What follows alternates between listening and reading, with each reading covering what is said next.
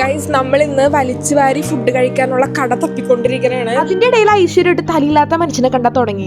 Unlimited spot തപ്പി മാപ്പ് ഞങ്ങളെ കൊണ്ടെത്തിച്ചത് China റെസ്റ്റോറന്റിലേക്കായിരുന്നു. ഇനി എന്റെ തീറ്റ കണ്ടിട്ട് നിങ്ങൾ ആരും ഒന്നും പറയും. ഒരു പ്ലേറ്റ് എടുത്ത് ആദ്യം കണ്ട സാധനങ്ങൾ പെറുക്കി ചിക്കനും ഫിഷും സ്പ്രിംഗ് റോളും സാലഡൊക്കെ ആയിരുന്നു. പ്ലേറ്റിൽ എന്റെ മനസ്സ് കീഴടിക്കുന്നത് ഈ ഫിഷ് ആണ്. ഇരുവ് ചമ്മന്തിയിലേക്ക് ആ ഫിഷ് മുക്കി തിന്നാൻ നല്ല ടേസ്റ്റ് ആയിരുന്നു. ആദ്യത്തെ പ്ലേറ്റിൽ ഞാൻ ബാക്കി വെച്ചത് ആ കോല് മാത്രം. രണ്ടാമത്തെ പ്ലേറ്റിൽ നൂഡിൽസും റൈസും ബീഫും പ്രോൺസ് ആയിരുന്നു. ഫസ്റ്റ് പ്രൈസ് കൊടുക്കുന്നത് പ്രോൺസിനാണെങ്കിൽ താക്കടക്കണ ബീഫിനാണ്. ചെമ്മീൻ തിന്നുകൂട്ടിയിൽ കയ്യും കണക്കൂല. പൈസ മുതലാക്കിയ സാധനമാണ് ആയിട്ട് കഴിക്കാൻ നേരത്തെ ഒറ്റ പ്രാർത്ഥന ഉണ്ടായിരുന്നുള്ളൂ, വയറൊന്നും അറിയില്ലേ.